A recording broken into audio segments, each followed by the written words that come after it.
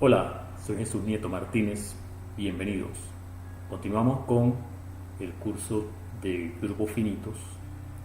En el video anterior hablamos de subgrupos, vimos la definición, verificamos bajo qué condiciones un subconjunto de un grupo dado es un subgrupo, simplificamos esa definición, mostramos algunos ejemplos, definimos lo que es el subgrupo más pequeño que contiene a un conjunto dado y caracterizamos ese subgrupo como el conjunto de las palabras formadas por elementos de ese conjunto en el grupo. Y finalmente definimos lo que es el orden de un elemento. Recordemos lo que es el orden de un elemento en un grupo, dado el grupo G y un elemento, digamos, A, que es el orden de A en ese grupo, es la cantidad de elementos que tiene el grupo cíclico generado por A. Mencionamos que el tema se pone interesante si ese cardinal resulta ser finito. En el caso particular en que A sea 1, el grupo generado por A es el trivial, solo tiene un elemento, así que M, el orden, sería 1. Lo interesante es, ¿qué pasa si A no es 1? Entonces puedes hacer una lista con las potencias con exponente no negativo de A, comenzando con A a la 0, que es el 1, A cuadrado, etc. Vamos a llamar K al primer entero positivo para el cual comienzan a repetirse los elementos. Como estamos hablando de un conjunto finito, para algún valor del exponente tiene que empezar a repetirse. Así que digamos que K es el mínimo para el cual aparece una repetición en la lista. Es decir, A elevado a la K es alguna de las potencias anteriores. K es el mínimo con esa propiedad. Vamos a verificar que necesariamente A elevado a la K es 1. Si no fuera así, es decir, supongamos que A a la K es A a la I, donde I es menor que K, es decir, A a la K no es 1, vamos a ver lo que ocurre. Si tú multiplicas en esta ecuación a ambos lados por el inverso de A a la I, obtendrás A elevado a la K menos I es 1. K menos I sería positivo y sería menor que K. Entonces tenemos una potencia con un exponente menor que K que ya está en la lista, es decir, una repetición que ocurre antes de K. Eso contradice el hecho de que K es mínimo, lo cual es una contradicción. Por lo tanto, es imposible que A a la K sea A a la I con I mayor que 0. Es decir, A a la K tiene que ser 1.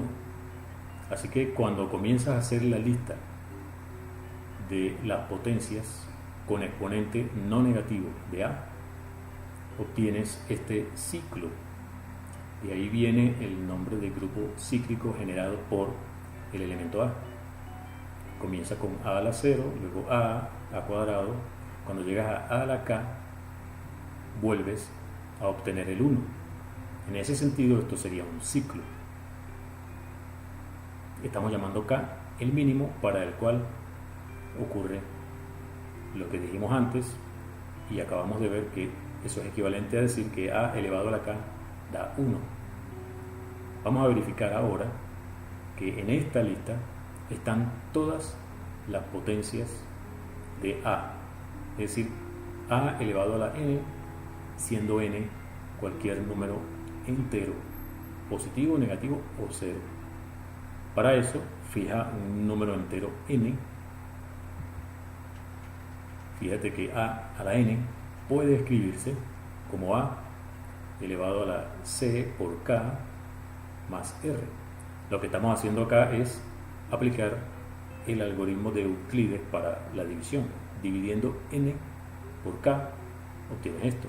C es el cociente y r es el residuo. Es decir que r es no negativo y es estrictamente menor que k.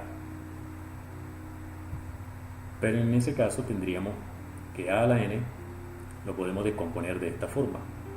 Este a la c por k, aplicando propiedades de las potencias en el grupo, se descompone así: a elevado a la k elevado a la c por a elevado a la r.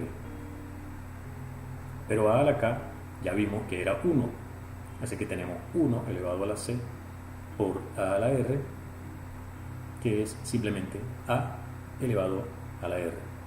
Conclusión: a la n, siendo n positivo, negativo o cero, es igual que a elevado a la r, siendo r no negativo. O sea que a la n está en esta lista. Todas las potencias de a están en esta lista. Es decir, todo el grupo cíclico generado por a está contenido aquí. Y como evidentemente este conjunto está contenido en el grupo cíclico generado por a, tenemos la igualdad.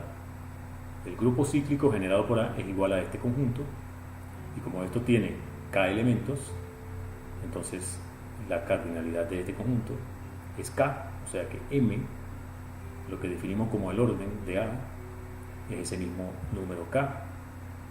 ¿Y qué habíamos dicho que era k?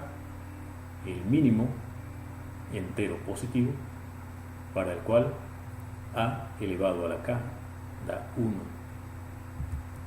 Conclusión: si G es un grupo y A un elemento de G que tiene orden m, un número finito, entonces ese m es exactamente el mínimo entero positivo para el cual a elevado a la m da 1. Esa es una caracterización muy importante de lo que es el orden de un elemento de un grupo. Vamos a definir en general, ya dijimos lo que es el orden de un elemento de un grupo. ¿Qué es ahora el orden del grupo como tal? El orden del grupo es simplemente la cardinalidad del grupo. En el caso particular en que G sea finito, si tienes un subgrupo de G, evidentemente que también va a ser finito. ¿Cómo se compara el orden de ese subgrupo con el orden del grupo? Es una pregunta natural. ¿Qué relación hay entre el orden de H y el orden de G? La respuesta a esta pregunta está en un resultado muy importante, resultado muy conocido que se conoce, valga la redundancia, como el teorema de Lagrange, que vamos a abordar en el siguiente video. Así que vamos a dejarlo hasta acá. Este fue un video bastante corto porque preferí dejar el tema del teorema de Lagrange, dedicarle un video completo a ese tema nada más, al teorema de Lagrange. De eso vamos a hablar en el siguiente. Soy Jesús Nieto Martínez. Hasta entonces.